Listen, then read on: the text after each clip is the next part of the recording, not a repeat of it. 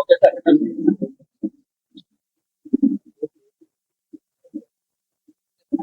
అండి.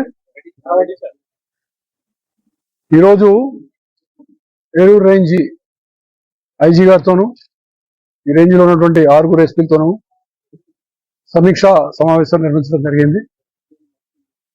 అంటే ఎప్పటికప్పుడు మేము కలుస్తా ఉన్నాం, మాట్లాడుకుంటాం, వీడియో కాన్ఫరెన్స్ పెట్టుకున్నప్పటికీ, రోజు టెలికాన్ఫరెన్స్ పెట్టుకున్నప్పటికీ ఒకసారి వచ్చి స్వయంగా అందరినీ కలిసి ఇక్కడ విశేషాలు తెలుసుకుందామని, కొంచెం వివరంగా మాట్లాడుకునే అవకాశం ఉంటుందని ఈ సమావేశం పెట్టడం జరిగింది.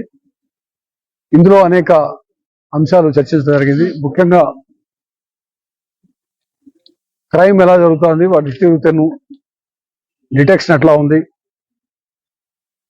అది కన్వెన్షనల్ క్రైమ్ అయినటువంటి ప్రాపర్టీ క్రైమ్ ఎట్లా ఉంది, అయితే మర్డర్స్, మహిళల పైన జరుగుతున్న నేరాలు అయితేనేమి, ఎస్సీ ఎస్టీలపై జరుగుతున్నటువంటి నేరాలు అయితే అన్ని కూడా సమీక్షించడం. అదేవిధంగా సైబర్ క్రైమ్ యొక్క తీరుతెన్ను ఎలా ఉంది, సైబర్ ఫ్రాడ్స్ అవి జరుగుతూ ఉన్నాయి, అది ఎట్లా ఉంది అనే విషయం అయితేనేమి, దాంతోపాటు శాంతి భద్రతకు సంబంధించిన విషయాలు, లా అండ్ ఆర్డర్ ఇష్యూస్ ఏం జరుగుతున్నాయి అని అన్ని కూడా రివ్యూ చేయడం జరిగింది. అదేవిధంగా ఈ మధ్య వరద సందర్భంగా పోలీసు వాళ్ళు చేసినటువంటి సేవలు అయితేనేమి, కొత్త వినూత్నమైనటువంటి ప్రక్రియ, కొంత ప్రయోగాత్మకంగా కానీ యాక్చువల్గా కానీ చేసినటువంటి డ్రోన్స్ వినియోగం ఎలా ఉంది, ఇన్ని కూడా సమీక్షించడం జరిగింది. అదేవిధంగా ఈ రేంజ్లో గాంజాకు సంబంధించినటువంటి కేసులు ఎలా ఉన్నాయి అని కూడా విచారించాము.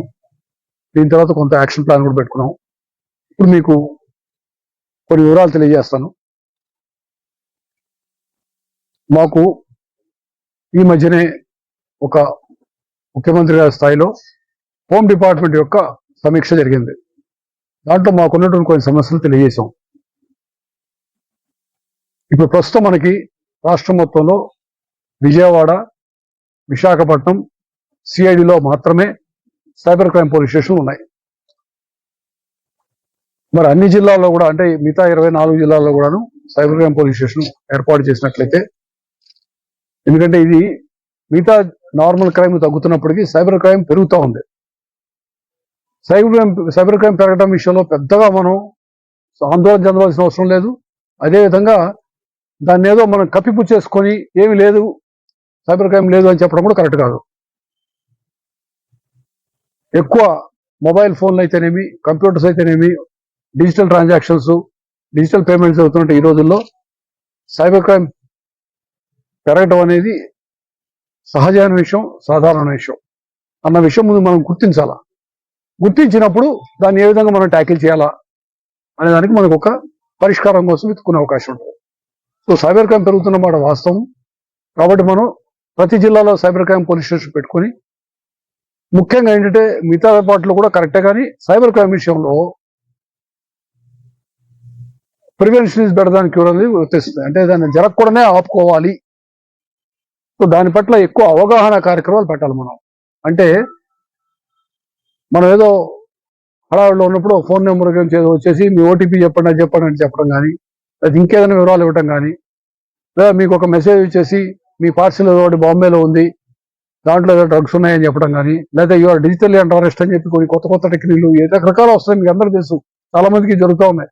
ఇవి జరుగుతున్నాయని విషయం తెలుసు. కాబట్టి జరగగానే పొరపాటు ఏమైనా తెలిసి మాకు కానీ ఫోన్ చేసినట్లయితే, బై మిస్టేక్ ఎవరైనా పైసలు ఇచ్చినా కానీ, మనీ కట్టేసినా కానీ వాటిని ఆపడానికి ప్రయత్నం చేస్తున్నాం. ఏ విధంగా రోడ్ యాక్సిడెంట్లు అయితే గోల్డెన్ అవర్లో చెప్తే కనుక మనం ప్రాణాలను కాపాడుతామని చెప్తాము, అదేవిధంగా సైబర్ క్రైమ్ విషయంలో ఆ విధంగా కాపాడాల్సిన అవసరం ఉంది. కాబట్టి సైబర్ క్రైమ్ విషయాల పట్ల అవగాహన కార్యక్రమాలు విస్తృతంగా ప్రజల్లోకి తెలియజేట్టుగా తెలియజేయటం, అదేవిధంగా సైబర్ క్రైమ్ పోలీస్ స్టేషన్ ఏర్పాటు చేయాలని చెప్పి అడిగినప్పుడు సీఎం గారు స్పందించి ప్రతి జిల్లాలో సైబర్ క్రైమ్ పోలీస్ స్టేషన్ పెడతాము, మీరు ప్రపోజల్ పెట్టుకోండి అని చెప్పారు. దాని ప్రపోజల్ పంపించాం. అదేవిధంగా గాంజాని అరికట్టాలని ప్రభుత్వం ఏర్పాటు చేయగానే చెప్పినప్పుడు కూడాను మనం ఎప్పటికప్పుడు జరుగుతున్న కేసులు, ప్రతి కేసును కూడా, ప్రతి చిన్నది నార్కోటిక్ కేసు వచ్చినా కూడా, గాంజా కేసు వచ్చినా కూడా మేము మా పరిభాషలో వాడేటువంటి ఫార్వర్డ్ బ్యాక్వర్డ్ ఏంటంటే ముందు ఎటు నుంచి వచ్చింది, ఎటు వెళ్తాంది. అంటే ఇక్కడ పట్టుకున్నాము, ముందు ఎటు నుంచి వచ్చింది, ఎటు వెళ్ళబోతుంది అని ప్లాన్ చేసి దాని గురించి పూర్తిగా ఇన్వెస్టిగేషన్ చేయడం అనేది జరుగుతూ ఉన్నది. దానికి సంబంధించి యాంటీ నార్కోటిక్ టాస్క్ ఫోర్స్ సంబంధించి ప్రతిపాదన పంపించడం, అది కూడా ప్రభుత్వం ఇన్ ప్రిన్సిపల్ అగ్రి అయింది. ఇంకా మనకి వీలైన త్వరలో ఆర్డర్స్ వచ్చేది ఉంది. ఇన్ ప్రిన్సిపల్ ఆ ఫోర్స్ కి ఒక ఏడీజీ కానీ ఐజీ గారి స్థాయి అధికారిని పెట్టాలని, అదేవిధంగా ప్రతి జిల్లాలో కూడా దాని కాంపనెంట్ ఉండాలని, దానికి ఒక పోలీస్ స్టేషన్ స్థాయి ఇవ్వాలని, అన్ని కూడా మీకు కొన్ని వివరాలు ఆల్రెడీ తెలుసున్నాయి.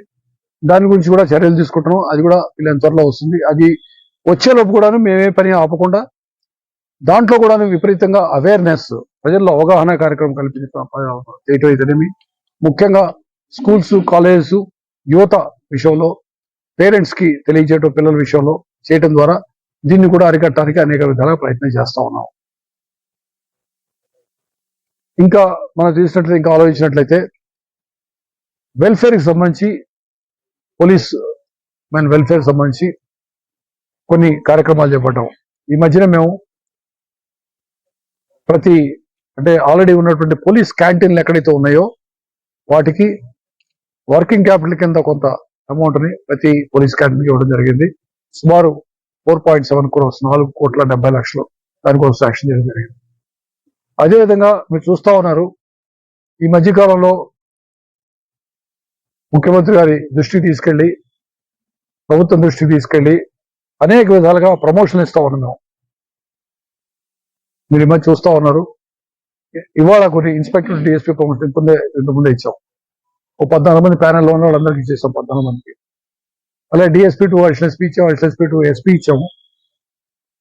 కింద స్థాయి కూడాను జిల్లా ఎస్పీలు అయితేనేమి, రేంజ్ డిఐజీలని చెప్పి వాళ్ళందరూ మీరు త్వరలో ప్రమోషన్ కావాలని చెప్పడం జరిగింది. సో అవి కూడాను ఎప్పటికప్పుడు అంటే వాళ్ళ మనోస్థైర్యం మంచి స్థాయిలో ఉండే విధంగా అన్ని విధాలా చర్యలు తీసుకుంటా ఉన్నాం. ఎక్కడ అవకాశం ఉంటే అక్కడ వారికి అన్ని విధాల సౌకర్యం కలిగిస్తాం. ఇంతకుముందు ఏవైతే వాళ్ళకు సంక్షేమ కార్యక్రమాలు, కొన్ని వెల్ఫేర్ కార్యక్రమాలు కొన్ని దెబ్బతిన్నాయో అవన్నీ కూడా మళ్ళీ మేము రెస్టోర్ చేస్తా ఉన్నాం. కాబట్టి వాళ్ళు ఎంతో ధైర్యంగా ఇంతకుముందు ఉన్న విధంగా పనిచేసే విధంగా వాళ్ళందరినీ సంసిద్ధం చేస్తా ఉన్నాం. ఇంకో విషయం ఏంటంటే, మాకు ఫింగర్ ప్రింట్ ఐడెంటిఫికేషన్ సిస్టమ్ ఉన్నది ఆంధ్రప్రదేశ్ లో 2017లో చాలా అత్యాధునికటువంటి ఫింగర్ ప్రింట్ సిస్టమ్ ఒకటి పెట్టాం. అది దేశం మొత్తంలో 2 చోట్లే అంత అత్యాధునికమైన సిస్టమ్ ఉంది, తెలంగాణ, ఆంధ్రాలో. అది కొంతకాలంగా మూలన పడిపోవటం, దానికి సంబంధించినటువంటి కారణాలు విశ్లేషించి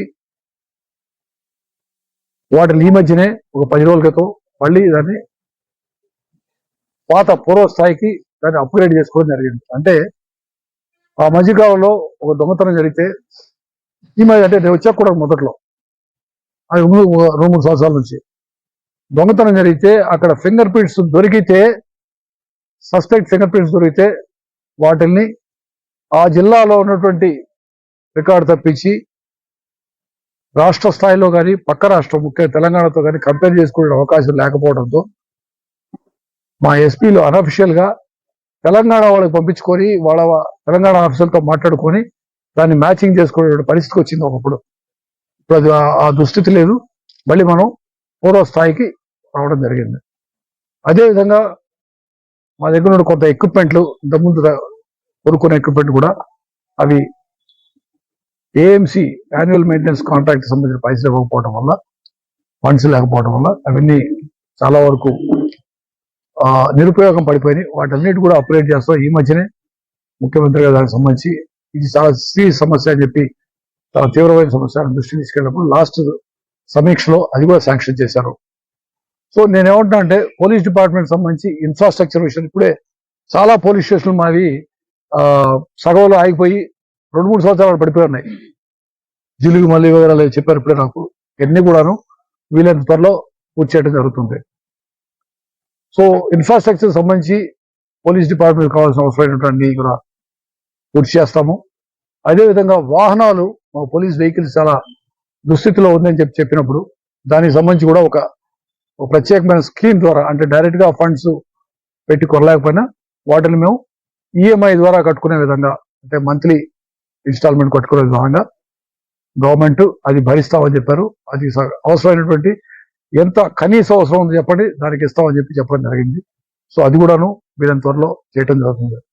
ఇంకొక విషయం మేము మా దృష్టికి వచ్చింది, ప్రభుత్వం దృష్టికి తీసుకెళ్ళింది ఏమిటంటే, కొంతకాలంగా ఇన్వెస్టిగేషన్ ఛార్జెస్ ఎస్హెచ్ఓలకి రావటం లేదు అనేటువంటి ఒక సమస్య కూడా ప్రభుత్వం దృష్టికి తీసుకెళ్ళినప్పుడు దానికి సంబంధించి కూడా ఈ అమౌంట్ పూర్వ స్థాయిలో ఎంతవరకు పర్ మంత్ ఇస్తారో క్వార్టర్లీ రిలీజ్ చేసేవాళ్ళు అది కూడా ఇస్తామని చెప్పారు.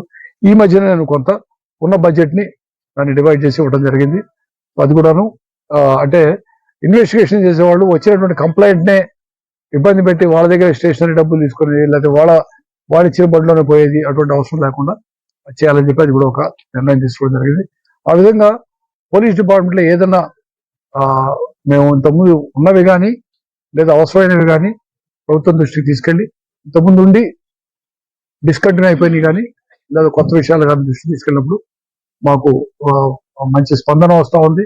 వాటిని ఉపయోగించుకొని నేను చెప్పేదల్లా ప్రజలకు ఒకటే, మేము ప్రజలకు జవాబుదారీగా పనిచేయడానికి ఎప్పుడు సిద్ధంగా ఉంటాము. నేను నా కింది స్థాయి కానిస్టేబుల్, హోంగార్డ్ వరకు అన్ని ర్యాంకులు కూడాను ఒకటే ఆలోచన, సిటిజన్స్ కి ప్రజలకి ఏ విధమైనటువంటి జవాబుదారీతనంగా ఉంటూ ఏ విధమైనటువంటి మెరుగైన సర్వీసు అందించాలి, మెరుగైన సేవలు అందించాలి, ఏ విధంగా పారదర్శకంగా ఉండాలి, ఏ విధంగా టెక్నికల్లీ కరెక్ట్ గా ఉండాలి. అంటే తప్పు చేసినప్పుడు ఏ చేసినా బి చేసినా ఒకే విధంగా దాన్ని ట్రీట్ చేయటం, దానికి సంబంధించినటువంటి దర్యాప్తు కానీ అరెస్టులు కానీ ఒకేలాగా ఉండాలనేటువంటి కానీ ఇవన్నీ చూసుకొని ప్రజలకి మంచి పోలీసు శాఖ మంచి సేవలు అందించడానికి సిద్ధంగా ఉంది.